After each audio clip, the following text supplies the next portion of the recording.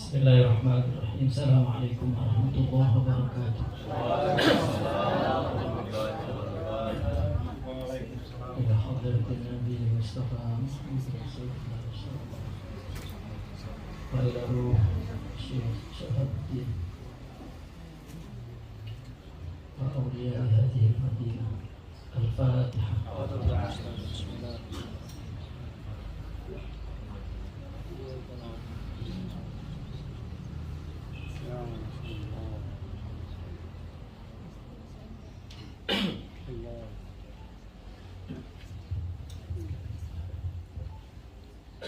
Alhamdulillahi Rabbil Alamin wa bihi nasta'in ala umuri dunya wa din. Wassalatu wassalamu ala asyrafil anbiya'i wal mursalin wa ala alihi wa ashabihi ajma'in, amma ba'd. Yang kita muliakan bersama keluarga besar dari Al-Maghfurlah, Al-Ustadzul Kabir Dr. Syekh Syahabuddin rahmatullahi alaihi, serta ibunda yang masih hidup. Semoga Allah pelihara zahiriha wa batiniha dalam ridhahu wa rahmatih. Syekh Kiai Sigili dan juga ibunda Profesor Raisul Rektor, Ibu Rektor, dan juga saudara saya Ustaz Dr. Mas'ud, dan para tokoh masyarakat muslimin muslimat, dan insyaallah kita semua dimuliakan Allah Subhanahu wa ta'ala. Dalam kesempatan ini Al-Faqir bersama dengan Syekh Muhyiddin di tempat ini untuk tabarruk, mengambil berkah daripada Allah yarham al-maghfurlah. Sekelumit mendengar kisah beliau, baru sekelumit saya tidak dapat membayangkan besarnya, luasnya, dan beratnya, ya, dengan berbagai tantangannya. Saya melihat sangat jauh dari apa yang kami lakukan selama ini, rasanya tidak seujung kuku pun dibanding dengan Al-Maghfurlah. Semoga keberkahan itu Allah limpahkan kepada kita semua. Sungguh seorang pejuang dan juga seorang murabbi yang muhid wal wafa wal mukhlis. Semua potret ideal ada pada diri beliau. Semoga senantiasa Allah tajallikan apa yang ada dalam ruhani beliau kepada generasi yang akan datang. Amin amin ya rabbal alamin.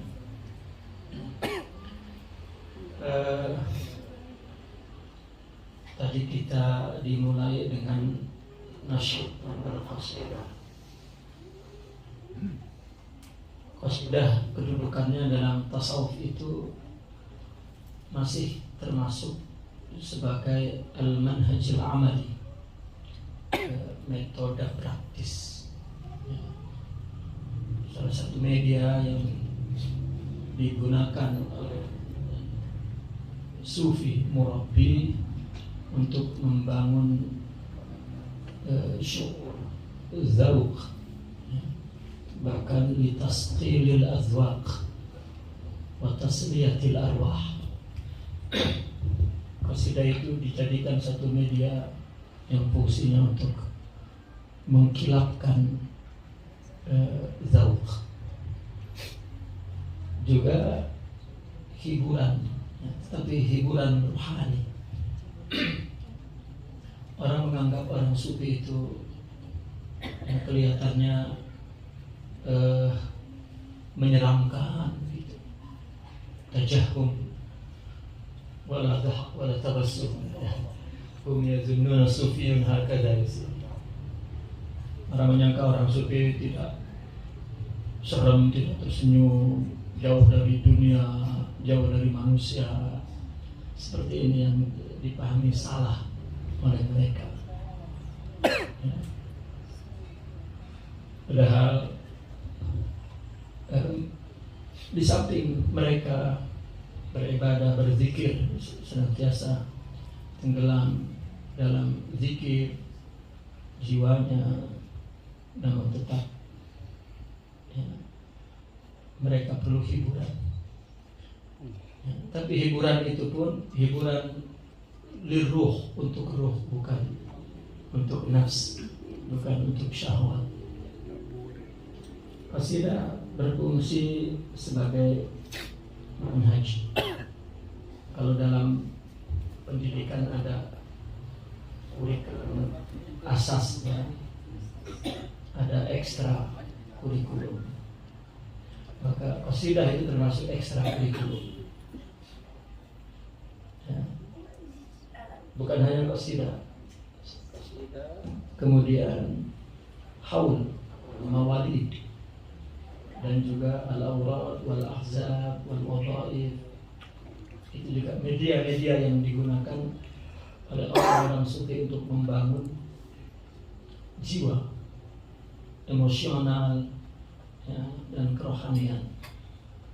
Adapun manhaj utamanya, kurikulum dasarnya adalah al-dzikr wal musyahadah wal suhbah wal khalwah. Itu asasnya. Di balik itu ya, maka ada kurikulum ekstranya, yaitu qasidah. Qasidah pun liriknya, kandungan isinya mengandung madaih ilahiyah wa nabawiyah, pujian kepada Allah, pujian kepada Rasulullah SAW. Dan selain daripada itu disebut qasidah sufiyah yang di dalam mengandung taujihat, ya, nasihat kepada para murid. Satu, kedua, menjelaskan tentang perjalanan ruhiyah, ya, mereka, tajribah ruhiyah mereka, pengalaman kerohanian mereka dituangkan di dalam qasidah. Ya. Itu yang kedua. Yang ketiga juga untuk menyimpan ilmu mereka dalam qasidah, ya, terutama ilmu hakikah, banyak disimpan dalam qasidah. Oleh karena itu boleh kami katakan bahwa mereka para sufi dibesarkan di dalam oleh qasidah. Kami sebelum paham Al-Quran, sebelum paham kitab-kitab mereka, tapi ya, kita sudah diajak berqasidah. Ya. Qasidah dari dulu, baik di Arab atau di kita, memang sebuah dewan, atau dewan itu sebuah media untuk menyimpan sejarah.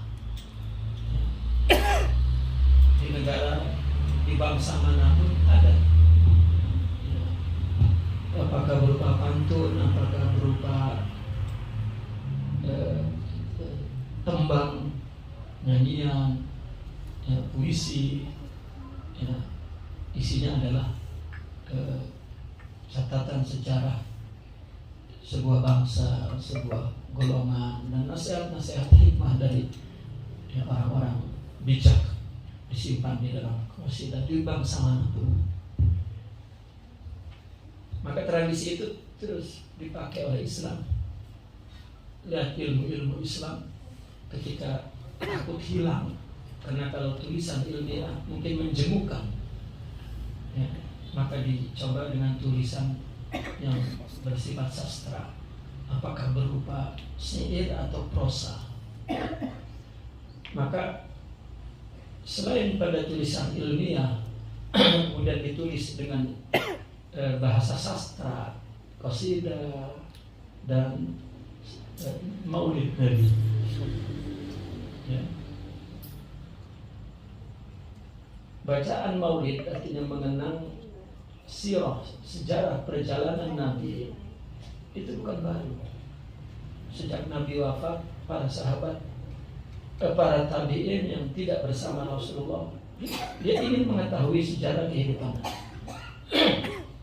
Cuman pada zaman itu rohani mereka, ya, sudah lebih halus dari bahasa, lebih bersih. Jadi tidak perlu kepada kata-kata yang bersifat sastra.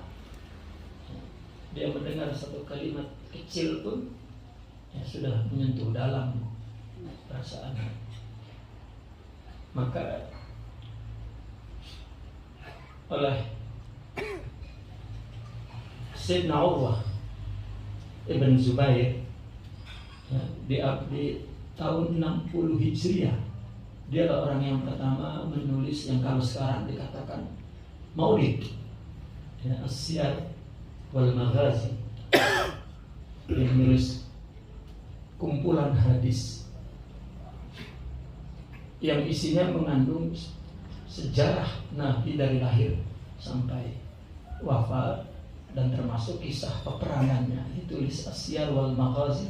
Ini buku maulid pertama pada abad 60 Hijriah, ya, karena beliau lahir tahun 30 Hijriah dan Nabi sudah tidak ada, lain dengan kakaknya Abdullah Ibn Zubair.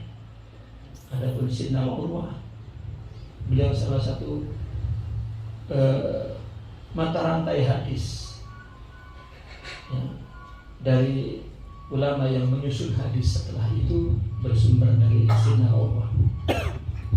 Beliau menulis, tapi tulisan pada waktu itu berupa an-anah, yang berupa hadis an fulan, qala an fulan, dari sahabat, Nabi lahir dari sahabat, Nabi besar dari sahabat.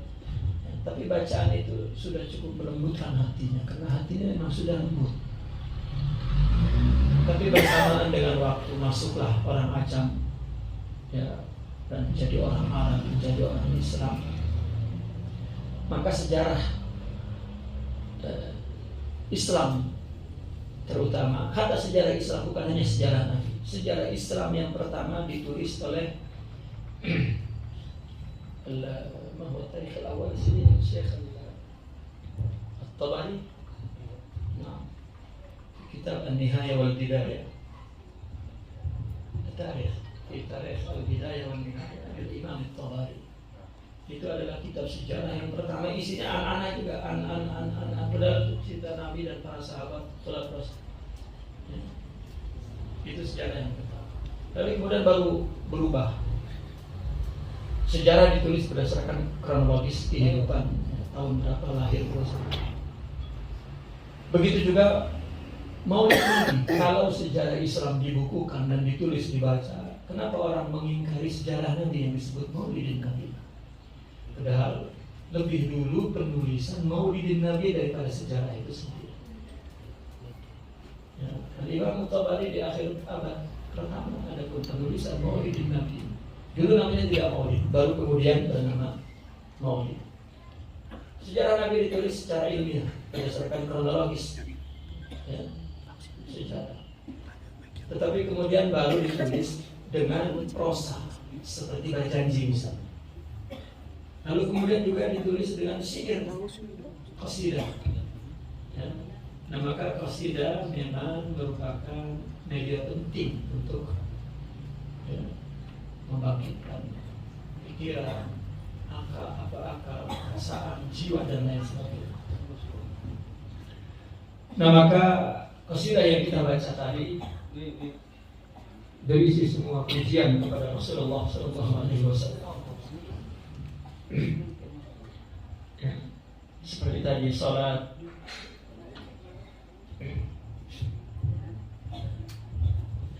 seperti tadi ya, syiar sholatun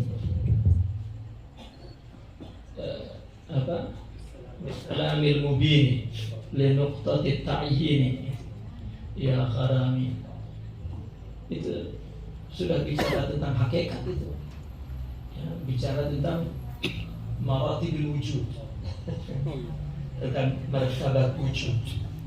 Orang tidak merasa banyak qasidah yang isinya terkandung ilmu hakikat. Ya. Salatun bisalamil mubini linuqtati ta'yini, kemudian ya gharami ya habibi. Ya. Jadi selawat kita itu dengan menyampaikan salam sejahtera yang nyata kepada siapa? Kepada yang menjadi titik permulaan at-ta'yin. At-ta'yin itu adalah penjelmaan wujud, penjelmaan hakikat wujud. Ya, maka Nabi sudah ada ya, di ujung kalimat kun fayakun. Jadi kalau disimpulkan kun fayakun, itu adalah al-insanul kamil ya, manusia yang sempurna. Saya membuat ilustrasi begini untuk ringkas, karena kalau kita mengkaji al-insanul kamil secara menyeluruh ini yang hadir perlu siap sampai subuh ya.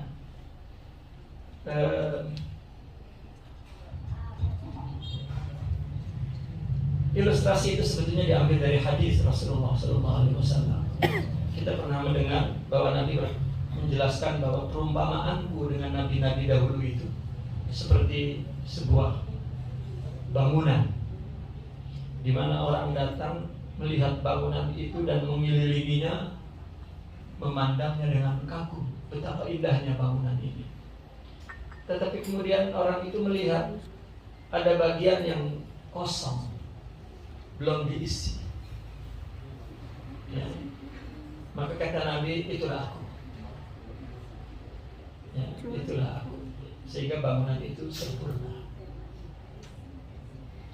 Nah, logika ini menjelaskan bahwa manusia yang sempurna itu satu bangunan yang sempurna ya. Coba seorang arsitek ketika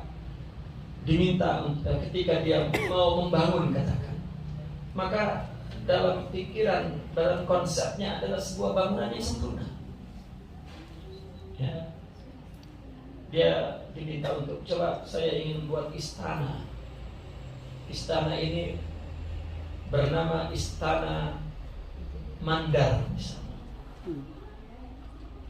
ya. Maka seorang arsitek itu akan membuat konsep dalam pikirannya, yaitu bangunan yang sempurna. Seperti ini bangunan itu ya. Maka sudah ada dalam pikirannya sebelum dia tuangkan ya, ke dalam perwujudan ya. Ya ringkasnya begitu ya, ada pun ditulis di kertas itu sebagai satu panduan ya, pedoman ya, untuk mewujudkan Allahumma shalli bangunan itu. Tetapi konsep yang dalam pikirannya sudah jadi, sudah siap, sempurna, sudah siap dalam pikiran dan benak itu. Baru kemudian diwujudkan. Rupanya ketika mau diwujudkan itu tidak seperti mengonsep. Konsep sebentar aja jadi. Oh seperti ini. Tetapi ketika diwujudkan, maka kita mulai dari pondasi dulu.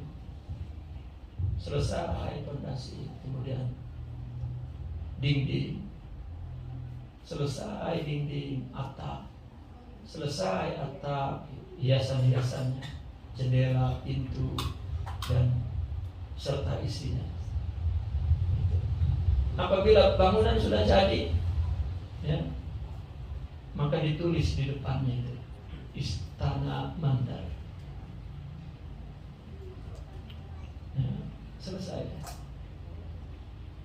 Nah, maka bangunan nubuwah, ya, bangunan al-insanul kamil itu selesai, yaitu dengan tulisan Sayyidina Muhammad sallallahu alaihi wasallam.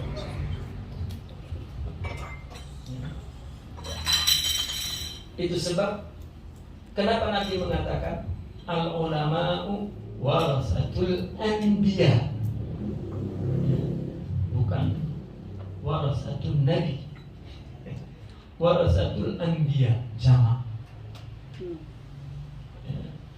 Itu menunjukkan bahwa para anbiya dengan ulama, ya, sama-sama memiliki waris dari Nabi Muhammad sallallahu alaihi wasallam. Ya, maka kata Sidi Abdul Ghani An-Nabulsi, ya, dalam kitabnya Al-Fathur Rabbani, beliau mengatakan bahwa fi kulli qarnin atau fi kulli zamanin fi Nuh wa Musa wa Ibrahim wa Yusuf wa Isa, ya. Amma Sayyidina Muhammad sallallahu alaihi wasallam huwa wahidun faqat.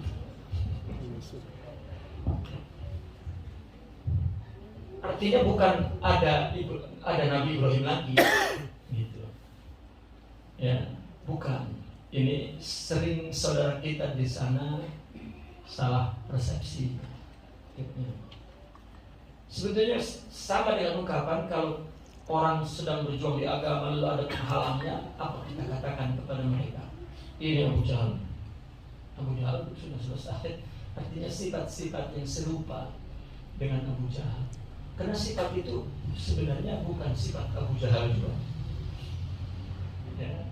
Abu Jahal adalah simbol, ya, yang Allah letakkan untuk sifat buruk di zaman itu dan menjadi contoh kita. Maka Abu Jahal baru akan datang. Begitu juga rohani para nabi juga ada di zaman setiap abad berikutnya. Ya. Namun tetap di tubuh yang berbeda, di nama yang berbeda. Namun karena contohnya itu seperti Bilal, sekarang semua orang yang tukang azan disebut Bilal, padahal Bilal satu aja dulu sudah. Nah, seperti itulah ketika orang sufi membuat simbolik itu. Ya. Nah, hanya mereka para aulia yang mewarisi insan kamil itu yang mengerti. Ini Ibrahimiyah, ini Isawiyah, ini Yunusiyah atau Idrisiyah misalnya. Itu. Tetapi memang ketika orang sufi mencoba membuat simbol-simbol itu, maka para fuqaha marah. Jangan nanti menimbulkan paham yang salah. Mereka orang-orang sufi taat karena yang konsen terhadap pemeliharaan zahirun nas, ya, itu adalah mereka para fuqaha. Maka orang-orang sufi yahtarimuhum. Ya, maka ketika orang sufi mengambil satu simbol kata-kata, satu kalimat, satu ibarat, ini dikira yukhalif zahirun nas, maka terus diubah, dia ganti lagi. Kalau masih salah lagi, dia ganti lagi. Maka ketika kita membaca kitab-kitab orang sufi, hati-hati. Mereka adalah ahlu maknal ma'ani. Mereka adalah orang yang memiliki kandungan, ya, makna. Jadi ketika dia memakaikan kata-kata, jangan dibahas kata-katanya, apa isinya. Kalau sudah paham, buang kata-kata. Jangan bermain di kata-kata. Ya. Insan kamil adalah sebuah gelar yang disematkan oleh orang sufi. Pembicaraan insan kamil sebetulnya dibicarakan oleh ahli filosof di abad-abad jauh sebelum Islam. Ya, bicara tentang manusia sempurna. Namun Al-Imam Ibn Arabi adalah orang yang pertama menggunakan istilah al-insanul kamil di dalam Islam, yaitu dalam bidang tasawuf. Ya, memang pembahasan insan kamil selama yang dibahas itu hanya berkaitan dengan ontologi dan kosmologi. Ya. Saya juga nggak paham itu apa logi begitu, cuma ngikutin bacaan saja. Ya. Tetapi apa yang dibahas oleh Islam, oleh Sufi bukan itu. Ya. Orang-orang Sufi membahasnya min haitsun nubuwah, yaitu al-akhlaqul karimah. Itu insan kamil dari sisi kerohaniannya, bukan dari sisi fisikal. Karena makhluk yang paling sempurna adalah Bani Adam. Ya. Al-insan kalau dalam al-lugha Arabiyah asalnya ada dua, ulama berpendapat, ya, ada dua pendapat. Al-insan ada yang mengatakan minan nisyan, karena adalah manusia ketika lahir nasya, lupa. Ya. Lupa kepada apa? Kepada janji yang dulu diminta oleh Allah, alastu bi rabbikum qalu bala. Kemudian lupa. Itu pendapat pertama. Pendapat kedua, al-insan yakni minal unus wal ulfah. Karena manusia yang mampu berinteraksi, hanya manusia yang mampu bekerja sama, ya, bertoleransi dengan alam semesta ini. Dan kehidupan manusia juga, ya, kehidupan yang saling tolong menolong, saling bantu membantu, dan memerlukan satu sama lain. Maka itu juga al-insan. Ada lagi yang mengatakan al-insan itu dua potongan, dua kalimat, ya.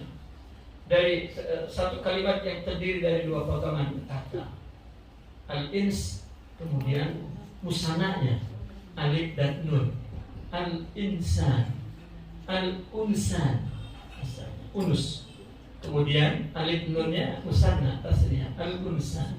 Dua orang yang unus, wahuma Adam wa Hawa. Jadi apabila disebut insan adalah anak daripada Adam dan Hawa. Namun tinjauan al-insanul kamil bahwa tubuh kita ini secara kosmologi, secara kaitannya dengan alam semesta ini, tubuh kita ini adalah ikhtisaul alam, mikrokosmik, ringkasan alam semesta. Maka Allahu Akbar, tidak ada makhluk yang luar biasa, yang indah, yang sempurna makhluk kecuali tubuh manusia ini. Satu manusia berbanding satu alam semesta ini. Maka di dalam tubuh kita ini, Pak, memiliki berbagai sifat alam semesta ini. Sifat apa saja? Sifat tumbuh-tumbuhan, pepohonan ada pada kita semua. Nah, dan yang paling dekat adalah sifat hayawan. Itu sebab orang-orang filsafat menyebutnya al-insan hayawanun natiq, al-hayawanun natiq. Maka insan dalam pandangan filsafat an-natiq, yang berakal, an-natiq, yang berjiwa, an-natiq, yang mempunyai keserasian dari seluruh anggota tubuhnya. Nah maka dari segi wujud dan dari segi alam semesta, kalau kita ubah, tidak menggunakan istilah ontologi atau kosmologi, saya juga gak paham itu artinya. Min haitsul wujud wal kaun, kita ini sempurna dari segi wujud dan dari segi alam semesta. Apapun yang wujud di bumi ini, ya, yang ada di alam semesta ini, dalam diri manusia itu ada semua. Kita ini Pak, ada sifat kucing, sifat tikus, apalagi politikus, itu memang tikus betul. Ya. Namanya juga politikus. Ya. Poli itu, bahas poli. Poli itu kecenderungan ya, kepada banyak itu tadi. Ganda. Ya, itu poli. Kalau lawannya poli apa? Mono. Mono itu Satu. kecenderungan pada satu. Tikus, jadi suka jadi tikus banyak. Bohong itu lainnya, ini bohong. Di dalam tubuh kita ini ada sifat harimau, sifat anjing, sifat khinzir, sifat kerbau, sifat ular, sifat buaya juga banyak. Ada buaya darat. Jadi lengkap. Ya, itu sebab dikatakan al-insan minal uns wa huwa ulfah. Ya, mampu bekerja sama dengan semua alam semesta. Karena di dalam dirinya ada sifat alam semesta itu. Ya. Manusia nilainya, ya, dan kualitasnya dan kemampuannya tidak ada terbatas. Jika dia gali, memang ada semua pada tubuh ini. Maka kalau manusia terus menutup diri, putus asa, lemah, itu sama dengan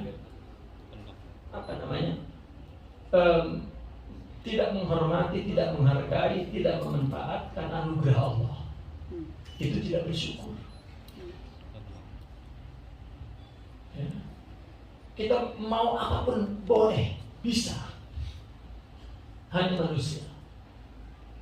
Nah maka sempurna. Tidak ada bedanya apakah seorang muslim dengan seorang kafir, ya, tubuh manusia ini sama. Kita pun dengan para anbiya sama dari segi fisik, ya, manusia, dari segi wujudnya. Oleh karena itu Allah menciptakannya sebagai khalifah. Ya. Allah berfirman, inni ja'ilun fil ardi khalifah. Fil ardi khalifah. Jadi kita wakil Allah di muka bumi ini. Allah menciptakan kita yang melahirkan manusia, perempuan. Ya. Padahal Allah, kita tidak mengatakan begitu lahir ciptaan kita, maka kita, ya Allah, Allah Razzaq, kita yang memberi rezeki,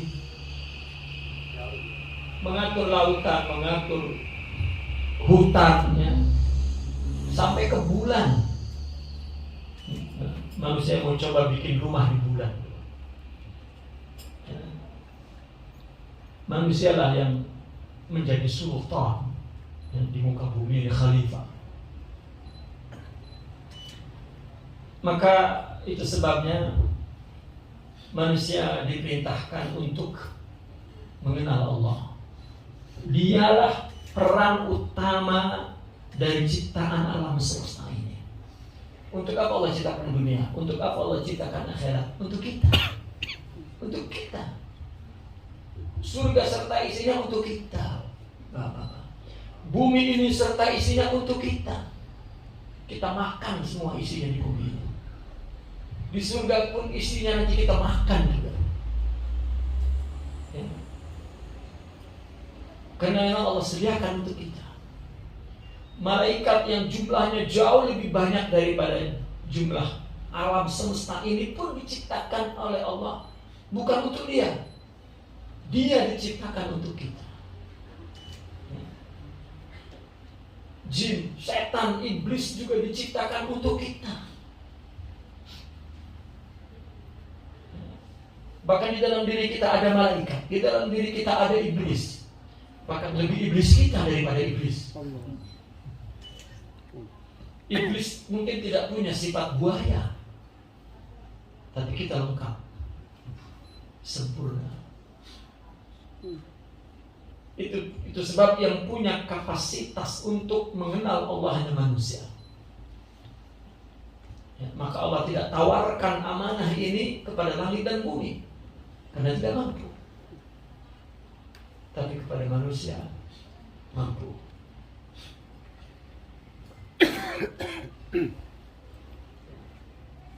Nah itulah insan kamil dalam pembahasan ya, seluruh ilmuwan dari dulu hingga hari ini. Nah maka hadirlah al-insanul kamil ya, yang lain.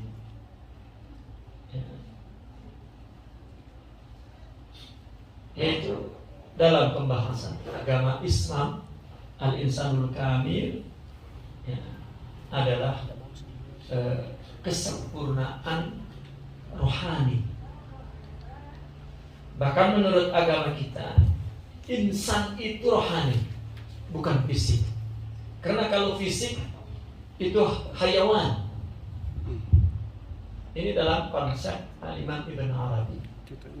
Manusia fisik disebut al-insanul hayawan atau al-insanul adi. Makanya orang kita tuh sudah bunyinya begitu. Saya ini manusia biasa. Penyebutan manusia biasa ini adalah manusia materi, manusia fisik, manusia hawa nafsu. Itu manusia biasa. Manusia yang luar biasa adalah manusia yang hidupnya sudah didominasi oleh akhlak mulia. Itu luar biasa ya, karena sifat itu adalah sifat malakiyah, sifat jamalillah ya. Maka selama ada tubuh ini, maka ada kesalahan ya. Kenapa? Karena wujud tadi itu ya, salah itu disebabkan wujud. Kalau kita tidak diwujudkan, tidak pernah salah, Pak. Allah. Ya, maka wujuduka dzambun la yukhasi ala dzamb. Allah. Wujudmu itu dosa yang tidak ada bandingnya. Allah. Ya. Sebetulnya syair ini adalah syair seorang perempuan yang ditinggal oleh kekasihnya. Kenapa lu mesti ada? Ya, orang sufi begitu lewat Al-Imam Al-Baghdadi lewat di sebuah kampung, lalu ada seorang perempuan sedang melantunkan syair ya, sedang meluahkan marahnya kepada kekasihnya yang jauh, yang pergi meninggalkan dia berpisah lama ya. Maka perempuan itu melantunkan syair sampai di satu bait, wujuduka dzambun la yukhasi alaihi dzamb. Kehadiranmu itu dosa. Tidak ada dosa yang lebih besar dari itu. Bukan perpisahan yang aku sesali, tetapi perjumpaan. Kan begitu ya, kenapa berjumpa dia jadi aku menderita? Kalau engkau tidak pernah hadir dalam hidupku, maka tidak pernah penderitaan itu menyapaku.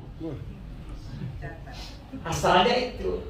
Tetapi orang sufi dia bicara lain, karena kekasihnya yang berbeda. Liriknya boleh sama, tetapi kekasihnya berbeda. Maka kata mereka, setiap orang punya Laila. Laila itu adalah nama ya, yang menjadi simbol kekasih. Meskipun kekasih kita namanya Maryam, tetap dalam lantunan lagu itu Laila saja disebut. Ya. Itu sebab orang sufi menggunakan dalam qasidahnya menyebut Allah dan Rasulullah Laila. Ya. Sehingga jadi rap tuh kalau di Arab tuh Laila Laila Laila. Jadi Habib.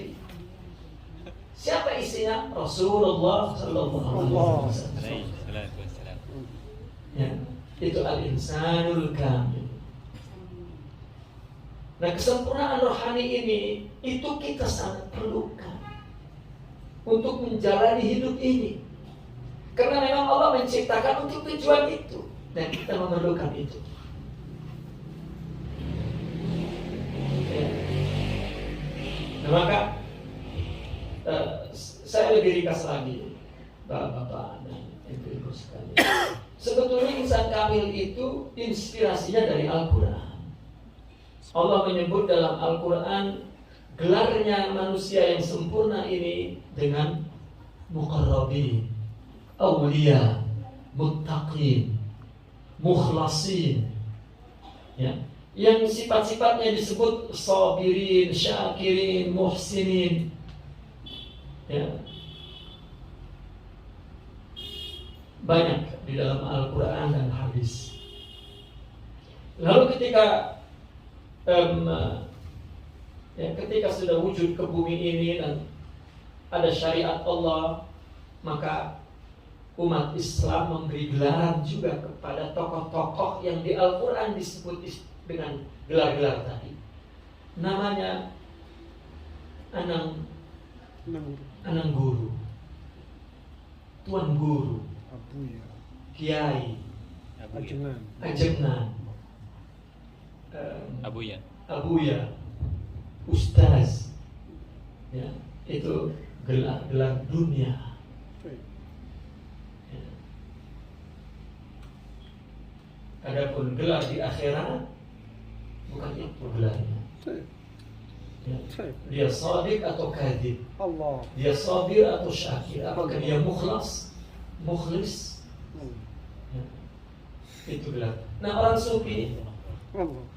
sufi juga membuat gelaran rohani yang Allah Al-Quran katakan. Maka dia bikin arifi, wasili, syahidi. Dan ketika Imam Ibn Arabi mencoba meluahkan tajribah ruhiyahnya, maka digunakan al-insanul kamil. Ya. Maka kisah hidup ini adalah peran utamanya adalah al-insanul kamil. Karena tujuan diciptakan, ya, seperti yang Allah firmankan, wa ma khalaqtul jinna wal insa illa liya'budun. Tujuan diciptakan ini untuk mengenal Allah. Yang paling kenal Allah tadi, yang punya kapasitas untuk mengenal Allah adalah insan.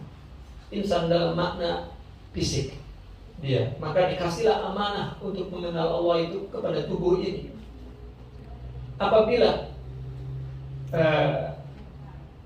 manusia telah mampu mengenal Allah, ya, maka dialah menjadi pelaku utama.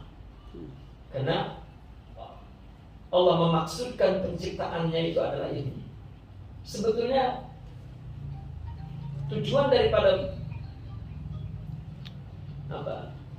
atau maksud daripada penciptaan ini adalah untuk melihat atau Allah untuk memperlihatkan dirinya. Ya. Jadi bukan kita mengenal Allah, ya, terdapat dua hakikat bahwa kita mengenal Allah. Kita mengenalnya dengan upaya dan usaha kita, bukan. Ya. Maka itu sebab orang cenderung menyembah fisik itu karena berpikirnya begitu. Tidak menyembah Allah. Lihat ketika Rasulullah wafat, Sayyidina Umar marah. aku tidak mau mendengar ada orang yang mengatakan Rasulullah wafat. Barang siapa yang mengatakan Rasulullah wafat akan aku penggal lehernya. Lalu rupanya teriakan Sayyidina Umar terdengar oleh Sayyidina Abu Bakar di dalam rumah Rasulullah yang sedang mengurusi jenazah Rasulullah. Kemudian Sayyidina Abu Bakar keluar dan beliau berkata, "Man kana ya'budu Muhammadan fa innahu qad mat. Wa man kana ya'budu Allah fa innahu hayyun la yamut."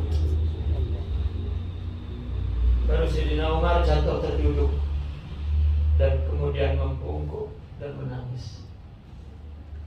Barang siapa yang menyembah Muhammad, dia sudah mati. Barang siapa yang menyembah Allah, ini pun menjadi referensi atau dalil al-insanul kamil. Maka al-insanul kamil itu tunggal. Itu sebab saya diserang ketika membacakan kitab Al-Insanul Kamil karangan Sidi Abdul Karim Al-Jili ketika menjelaskan Qul huwallahu ahad, Allahus samad. Tujuan Allah menciptakan untuk mengenal Allah. Maka yang mengenal Allah itu hanya Allah tunggal, yang simbolnya adalah Al-Insanul Kamil. Sebetulnya itu. Tapi mereka tidak sabar untuk belajar apa maksud istilah yang diangkat oleh orang sufi. Hanya tunggal. Jadi boleh kita tarik lagi jauh. Wali itu tunggal. Dia adalah kesempurnaan yang Allah akan anugerahkan ke dalam rohani, dan ruh itu pun tunggal. Ciptaan. Ruh ciptaan. Ya. Ala lahul khalq wal amr. Hatta al-amr khalq. Wal khalq khalq.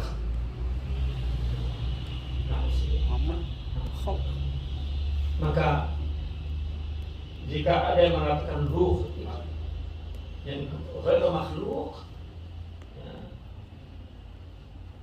maka ini ucapan yang salah dan perlu ada makna lain, bukan keliru ketika orang memang sudah ada yang mengatakan bukan makhluk. Bahkan Muhammad bukan makhluk. Itu simbol. Karena Muhammad di sini ruh itu min amri Rabb. Allah. Yang bukan makhluknya adalah Rabb. Allah. Jadi tergelincir di situ untuk memahami terminologi apa simbolik orang-orang sufi. Nah maka di zaman Sayyidina Adam dia insan kamilnya. Di zaman Sayyidina Nuh dia insan kamilnya. Di zaman Sayyidina Idris dan seterusnya. Di zaman Rasulullah SAW, dan dialah aslul asya, aslul wujud. Bahkan huwa aslun nur. Itu sebab nabi-nabi dulu itu, Nabi Allah Adam ketika diturunkan di muka bumi ini dan bertemu bertobat kepada Allah, maka Sayyidina Adam tawassul kepada kalimat la ilaha illallah Muhammad Rasulullah. Kenapa? Karena yang ada di rohani Sayyidina Adam, rohani nubuwah. Yakni rohani nubuwah artinya sifat jamal Allah, sifat kesempurnaan Allah. Isinya adalah akhlakul karimah. Karena Nabi adalah pembawa berita ketuhanan yang Allah simpan di dalam rohaninya, isi rohaninya, sifat-sifat jamal Allah itu. Nah, kenapa kemudian disimbolkan itu Nur Muhammad? Karena yang sempurna itu adalah Nabi Muhammad Sallallahu Alaihi Wasallam. Maka dinamakan itu Nur Muhammad Sallallahu Alaihi Wasallam. Ketika Nabi mengatakan, ditanya oleh Sayyidina Jabir, siapakah yang pertama Allah ciptakan? Kan Allah cipta. Nuru Nabi kaya Jabir. Nuru Nabi kaya Jabir. Jadi begini. Kita ketika punya konsep, tadi saya kembali ke arsitek. Ketika orang mau membangun rumah, maka konsepnya sudah jadi di sini. Namanya Istana Mandar. Sudah jadi. Tapi ketika dibangun, bukan seperti sulap, simsalabim terus jadi seperti konsepnya. Tidak. Tetapi orang beli batu dulu sebagai apa? Fondasi. Maka kalau orang tanya, ini batu apa? Apa jawabannya? Batu Istana Mandar. Nur apa yang di dalam sini ada? Nur Muhammad. Gitu. Hakikatnya Allah punya, bukan Sidna Muhammad punya.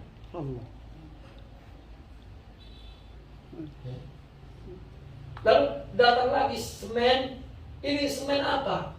Siapa yang mau menyumbang semen Istana Mandar? Semen juga mereknya Istana Mandar. Besi Istana Mandar. Ya. Pasir Istana Mandar. Kayu Istana Mandar. Kaca Istana Mandar. Begitu udah jadi, tulisan Istana Mandar itu terakhir. Ya. Sebuah tubuh yang menunjukkan Istana Mandar yang sempurna itu Sayyidina Muhammad sallallahu alaihi wasallam. Ya.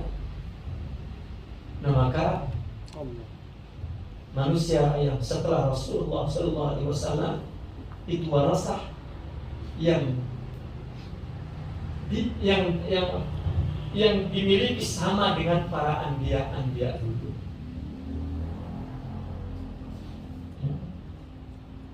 Maka di zaman setelah Rasulullah sallallahu alaihi wasallam al-insanul kamil itu khulafaur rasyidin. Dan terus berpindah. Maka kalau Allah menciptakan kita ini manusia dan jin, ya, tujuannya untuk ma'rifat Allah, maka yang ma'rifat kepada Allah itulah ya pelaku utama bahwa surga, neraka serta isinya di alam semesta ini untuk dia. Bukan kalau makhlukul jinna wal insa illa liya'budun, aku ciptakan manusia untuk mengenal Allah. Maka yang mengenal Allah berarti dia nuqtatut ta'yin, nuqtatul Allahumma salli, nuqtatul wujud. Nah, dialah pelaku utama. Untuk dialah semua ini ada. Jadi kita ini adalah bukan pelaku utama, bukan pemeran utama, tapi figuran saja. Ya. Kan kalau dalam film ada pelaku utamanya kan, maka semua isi film itu kisahnya dia saja yang mainkan. Yang lain figuran. Tapi figuran juga tetap dapat gaji, dapat upah. Ya. Kita melakukan apa yang dilakukan untuk kewajiban pemeran utama ini, maka kita juga mendapat ya, upah. Karena ada dalam film cuma nenteng tas saja itu dapat upah. Udah satu kali aja mainnya. Ya. Itu sebabnya dikatakan dalam khutbah itu wal aqibatu lil muttaqin. Wal aqibatu lil muttaqin. Semua apa yang akan Allah anugerahkan nanti untuk orang yang takwa. Maka kita mendapat bagian kecil, serpihan kecil dari nur itu, dari insan kamil itu. Ya, kita mendapat. Dan kita perlukan itu. Dan kita dalam menjalani hidup ini, maka perlu itu. Jika dalam sunatullah kita lihat di sekitar kita, semua kehidupan ini berawal dari asal kemudian bercabang ya, menjadi banyak. Lihat pohon dari bibit kemudian timbul batang, dahan, ranting, dan daunan serta buah. Tetap asalnya satu. Dan maka satu ini namanya al-insanul kamil. Dari situlah maka kemudian Allah membangun. Itu sebab dalam tradisi tarekat mereka menamakan nama pokok, nama bibitnya Syaziliyah, Naqsabandiyah, Qadiriyah. Padahal bukan dari Sidi Abdul Qadir, bukan dari Abdul Hasan Syazili, dari Allah Subhanahu wa ta'ala. Itu hanya bibit. Ini mangga apa namanya? Saya tidak tahu nama-nama mangga di sini sama tidak dengan di Jawa ya. Mangga harum manis, mangga bacang, mangga apalah. Ya. Itu maka jika orang yang menolak munculnya furu minal asal, itu berarti yukhaliful aql, itu melawan logika. Ya. Itulah al-insanul kamil. Saya tidak akan memperpanjang itu. Tadi saya mendengar katanya ada pesanan tentang persoalan wahdatul wujud, kemudian al-ittihad, kemudian wal-hulul. Hulul tidak ada dalam istilah. Hatta ittihad yang dimaksud Allah bersatu juga bukan itu maksudnya. Hulul tidak digunakan oleh orang sufi sama sekali. Kalau ittihad masih digunakan. Ya. Di Jawa ada filsafat tasawuf Jawa, manunggaling kaula gusti. Sebetulnya manunggal gusti ing kaula. Ing itu di, manunggal ing kaula gusti. Bersatu ke dalam hamba, yaitu Tuhan. Ini dikira ittihad, bersatu. Ittihad sebetulnya penjelasan tentang wujud, bahwa wujud itu tunggal. Ya. Di sifat 20 sebetulnya sudah terjawab. Wujud, sifat nafsiyah, dan itu hanya Allah punya dan wajibul wujud, yang lain tidak. Selesai sebetulnya di situ. Itu ittihad. Ya. Itu sebab tasawuf itu mesti berpijak di akidah Asy'ariyah. Kalau tidak, jatuh. Ya. Tidak.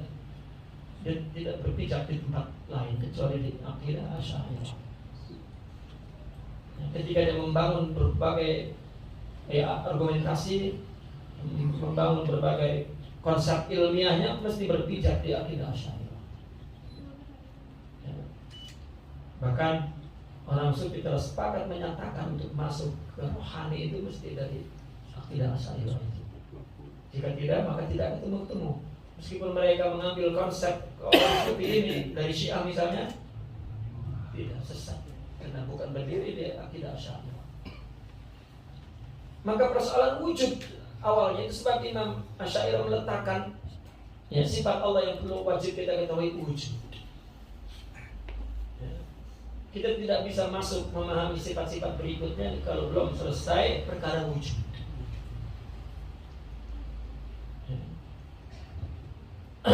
Ada yang mengatakan bukan wahdatul wujud tetapi wahdatul syuhud.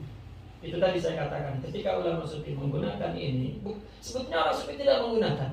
Mereka mencium redaksi sufi, wahdatul wujud. Jadi ketika ditanya apakah itu wahdatul wujud, maka orang sufi menjawab kalau ini maksudnya ya, tapi kalau maksudnya lain bukan.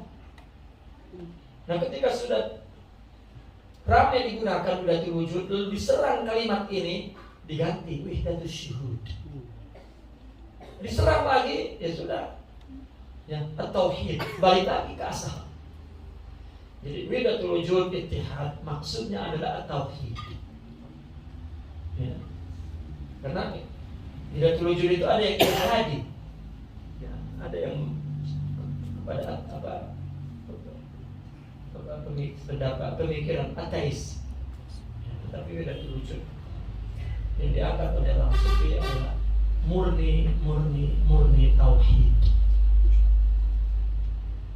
Saya mengumpamakan begini, kalau saya berdiri di sini, lalu di sekitar saya itu ada kaca, 1.000.000 kaca. Saya berdiri di tengah, maka muncul gambar saya itu di 1.000.000 kaca. Kan ada wujud itu semua, tapi wujudnya satu saya saja. Tetapi munculnya itu, zuhurnya itu, ya, ada berapa majlah, itu ada berapa jelmaan di dalam kaca itu. Namun kelemahannya kita bergerak begini, semua bergerak.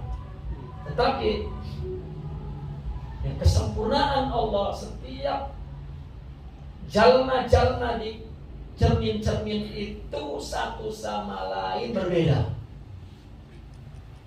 Dan itu ada dalam hikam Imam Ibn Arabi pada hikmah pertama. Ya, beliau mengatakan bahwa Allah tajalli kepada setiap bagian kecil dari alam ini berbeda satu dengan lain. Ala hasabil istidad. Ya. Apa terjadi? Menjelmakan sifat dan namanya kepada bagian kecil alam ini, ya, berdasarkan kapasitasnya masing-masing.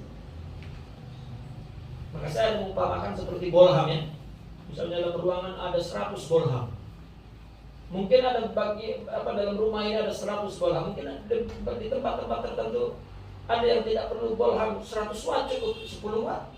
Tapi ada di tempat tertentu yang luas dia perlu 100 watt. Kalau tidak terang.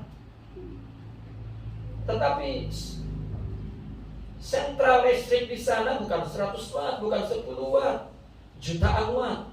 Tetapi ketika tajalli, ketika turun ke dalam bolham-bolham itu, tetap muncul di dalam tubuh bolham ini berdasarkan kekuatan wattnya.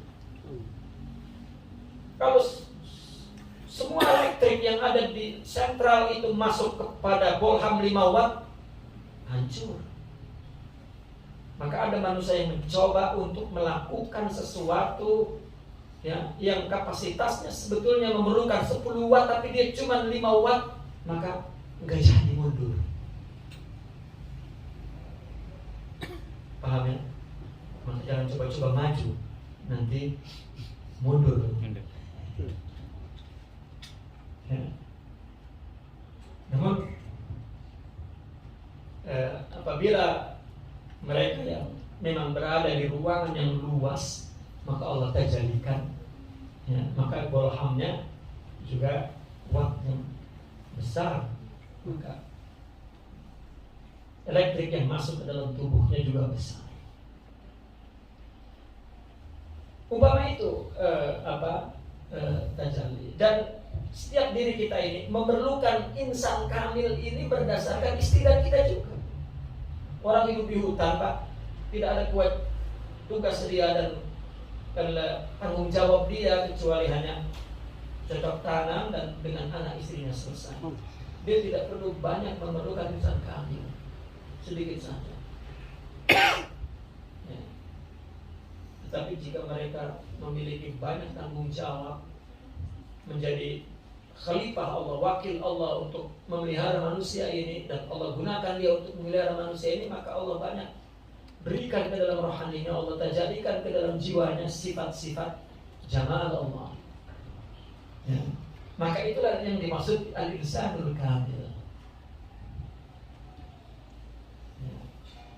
Maka apabila tubuh yang memiliki insan kamil itu wafat, maka Allah akan pindahkan ke tubuh lain. Itulah warasatul anbiya. Ya. Dan tidak berhenti sampai hari kiamat. Ya. Kita kan sering kalau bicara pahlawan, misalnya pahlawan itu siapa ya? Pahlawan kita ya, Sudirman misalnya.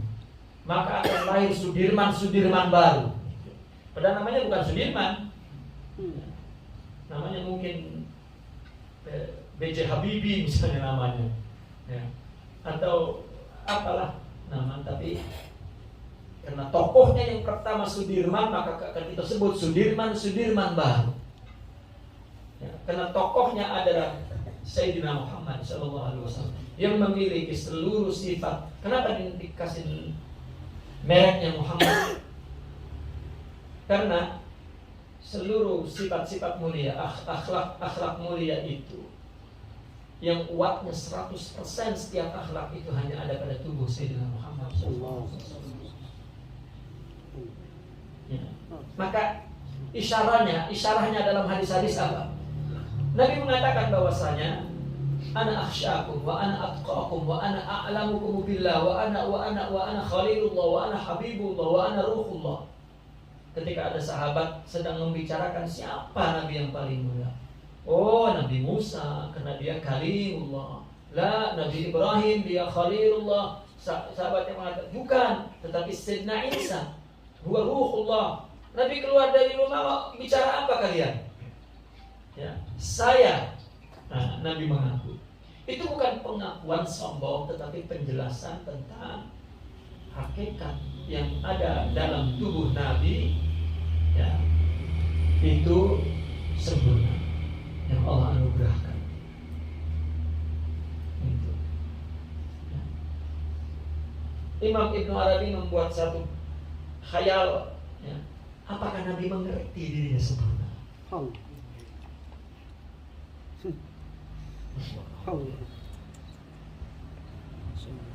Nabi mengerti. Kalau Nabi bertobat adalah berdosa, maksudnya berdosa di atas memandang kesempurnaan diri. Jadi di Al-Quran kan ada Nabi berdosa, adalah berdosa karena dia melihat, memandang kesempurnaannya. Ya.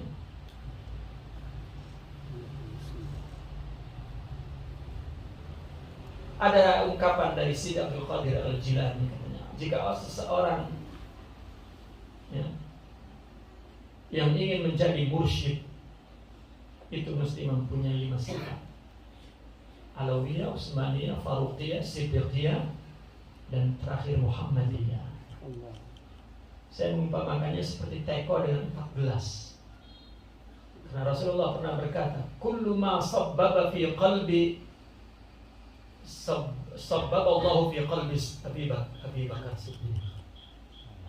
Semua yang Allah tuangkan ke dalam hatiku, Allah tuangkan ke dalam Abu Bakar Siddiq sallallahu alaihi wasallam radhiyallahu anhu. Nah, konsep-konsep inilah yang dipakai oleh orang sufi tentang insan kamil. Jadi insan kamil ini adalah satu kuwah ruhiyah, kekuatan ruhiyah, kekuatan ilahiyah yang kita perlukan untuk menjadi khalifah di muka bumi ini, mengatur dunia ini dan juga membangun peradaban manusia. Yang membangun peradaban manusia ini adalah manusia, muslim atau kafir. Jadi jangan kita singkirkan mereka orang kafir, dia manusia. Konsepnya adalah Islam. Kenapa konsep ini? Hanya Islam yang mampu menjamin untuk tidak satu dengan lainnya manusia ini berbenturan, bertabrakan. Ini konsepnya Islam. Dan orang-orang kafir memerlukan konsep ini. Karena dalam pandangan sufi bahwa kita ini diciptakan litakdisi daya untuk mensucikan Tuhan. Jalannya membangun peradaban insan. Ikramil insan, antara ikramil insan, musliman atau kafir. Ya. Artinya bagaimana membangun apa yang Allah kehendaki dari ciptaan manusia ini, yaitu membangun peradaban manusia. Maka manusia dengan manusia itu saudara, walaupun kafir. Itu saudara, akhul insan. Ya. Yang tidak bersaudara kepada kita binatang. Tidak, maka itu sebab manusia diisyaratkan nama dia adalah al-insan, al-unus, al-ulfa, agar manusia bersama membangun peradaban. Dan yang diperlukan membangun peradaban itu adalah al-insanul kamil. Itulah yang ada pada diri Rasulullah SAW. kita bisa lihat sejarah pertama Islam kan, semua bangsa memerlukan itu. Dia menanti-nanti menyukai itu. Nah, oleh karena itu, ketika sekarang ada misalnya satu orang yang menghina Rasulullah SAW di negeri tertentu, di tempat tertentu, maka bagi kami itu adalah satu teguran dari Allah Subhanahu wa Ta'ala, bahwa orang Islam kehilangan nur Muhammadi, bahwa orang Islam kehilangan al-insanul kamil. Ya. Para pembicara Islam yang muncul itu tidak membawa al-insanul kamil, tidak memiliki al-insanul kamil, sehingga ya ada kawan-kawan protes misalnya ya, di lapangan terus demonstrasi, ya silakan. Mesti yang melakukan itu ada kaitan dengan politik. Ya, meskipun yang diserang orang yang menghina Nabi, tapi tetap ya, ujung-ujungannya nanti ganti presiden ya, atau ganti gubernur atau ganti bupati. Jika murni membela nur Muhammad Sallallahu Alaihi Wasallam, ya, tidak perlu demonstrasi dan mencaci mereka. Kalau mereka melihat ya, kemuliaan, keluhuran, keutamaan nur Muhammad, al-insanul kamil ada pada diri kita, maka tidak demikian. Ya, tidak timbul orang yang akan menghina Rasulullah SAW. Sebetulnya yang banyak menghina Rasulullah adalah kita sendiri. Ya. Kita tidak terkejut mendengar nama Sayyidina Muhammad disebut. Ya, dikira Muhammad tetangga kita. Ya, tidak terkejut. Ya. Jika seseorang telah memiliki sifat itu, maka ya, apa yang dirasakan oleh mereka? Rasa Muhammad Sallallahu Alaihi Wasallam. Ya, saya mengumpamakannya begini: ketika anak kita besar dan menjadi bapak, ya, dia akan mengerti bapaknya dulu. Baru dia akan geleng-geleng kepala bapak. Jadi selalu ingat dengan bapak, karena dia ada sudah sifat bapak sudah sampai. Jadi jika seseorang mendapatkan insan kamil itu tidak akan melupakan Sayyidina Muhammad Sallallahu Alaihi Wasallam, karena ana Muhammad Sallallahu Alaihi Wasallam. Begitu perasaan mereka. Namun ada lagi yang melampaui itu, anal haq. Kenapa? Karena tunggal, al-insanul kamil itu satu, wali itu satu. Dan selain itu adalah percikannya, serpihannya, dan barokahnya atau apalah yang sudah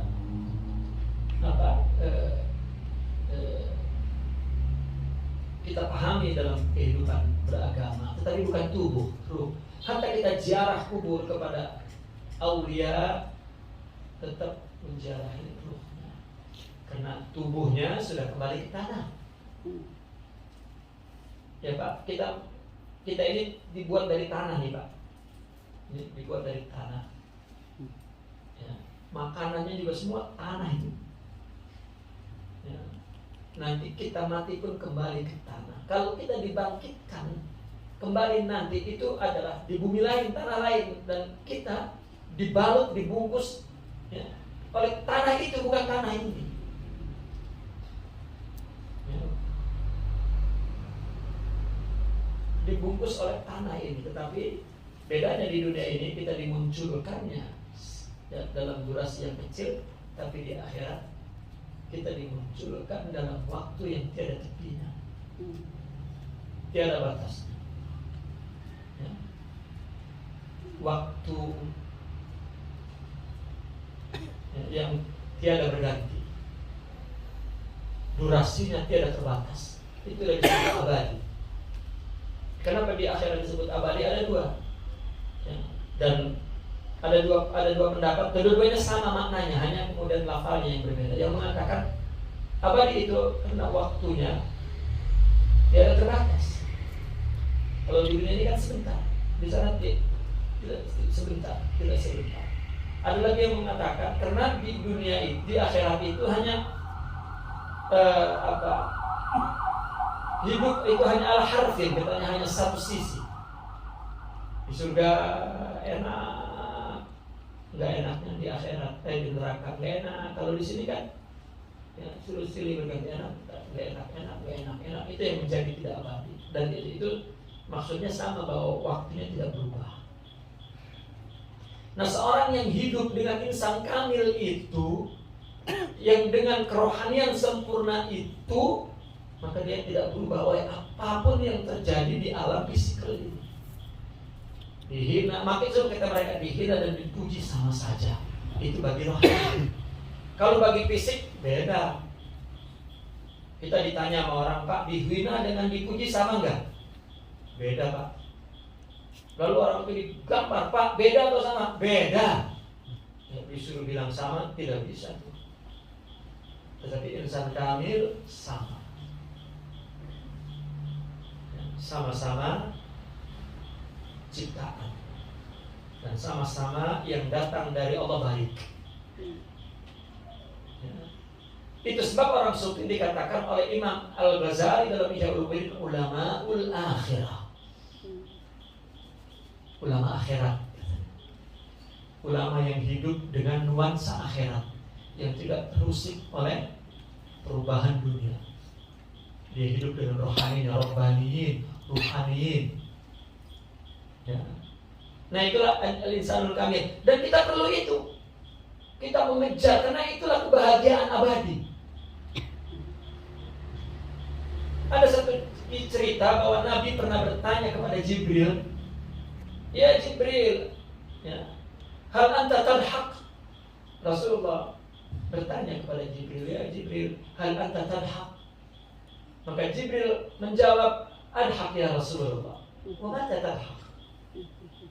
Kamu ketawa enggak ya Jibril? Ketawa. Kapan? Saya enggak pernah melihat kamu ketawa.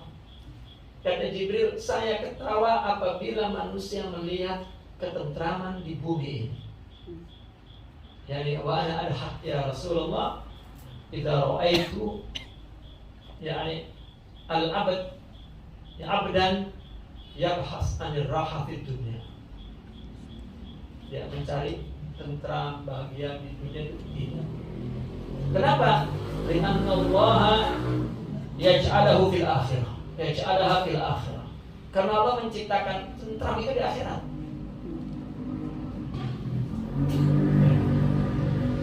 Maka akhirnya Rasulullah, dari sini Rasulullah mengatakan, Inna Allah wada'a ar-rahata fi ridha. Oh, berarti kalau di dunia mau rehat, mau bahagia, mau tentram, mau tidak ada goncangan, ridha. Itu sebab surga itu simbolnya ar-ridwan. Ya. Penjaga surga malaikat apa? Malaikat ridwan. Itu simbol kalau mau masuk surga, ridha. Kalau tidak ridha, tidak masuk surga. Ibu-ibu ridha kayaknya. Kayaknya nggak ridha ibu-ibu. Saya setiap kali bertemu guru saya, dia mengatakan hal tarda'ani, kamu ridha nggak dengan saya? Ya, hal tarda'ani. Nah, itu pun saya ulang. Saya jika ketemu istri selalu saya tanya hal tarda'ani. Saat zaujatay man hal tarda'ani. Ya, kalau orang sudah ridha, sudah tenang, aman. Kesalahan bahwa aman. Ridha. Raditu billahi rabba wa bi Muhammadin nabiyya wa bil Islam dinan. Kalau kita ridha Allah sebagai Rabb, pengatur, pemberi dan semua sudah. Dan ridha itu adalah sifat rohani. Ya. Jadi kita perlu insan kamil dan perlu mengambil sumber dari al-insan. Adapun wahdatul wujud tadi tentang bahwa wujud itu tunggal tadi, ya, ringkasnya begitu. Adapun ittihad sama saja sebetulnya. Ittihad itu adalah wujud yang satu. Ya, wujud yang satu. Karena seperti bayangan dengan saya dengan bayangan, ya, saya dengan bayangan. Maka wujudnya cuma satu saya. Ya, bayangan itu adalah pemberian wujud saya. Ya. Dan ilustrasinya seperti yang kemarin kita gambarkan itu, bahwa munculnya bayangan itu karena ada sosok, ya, yang disinari oleh cahaya, maka timbul bayangan di sini. Sebetulnya ini sifat dan asma Allah ini sifat kan abstrak, gak kelihatan. Bagaimana ada bayangannya? Sebetulnya yang memberikan bayangan itu adalah sifat wujud Allah, ya, yang dipancarkan kepada sifat itu, maka sifat ada wujudnya di situ. Wujudnya adalah sifat wujud. Maka itu sifat berdiri di wujud, ya, sifat berdiri di zat, ya. Maka sifat dengan zat itu satu, ya. Meskipun banyak, satu. Sebetulnya sifat itu satu, ya, tapi munculnya di tempat yang berbeda, di momen yang berbeda, maka namanya berbeda,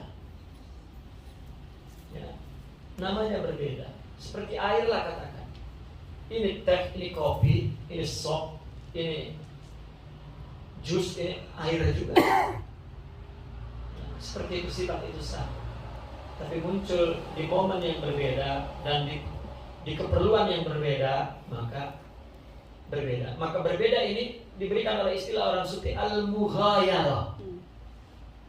Ya, ba'da zuhur sifat syarat al-mughayarah. Al-mughayarah ini bukan menunjukkan ini lain dengan ini, sama. Ya, menunjukkan ittihad, menunjukkan satu.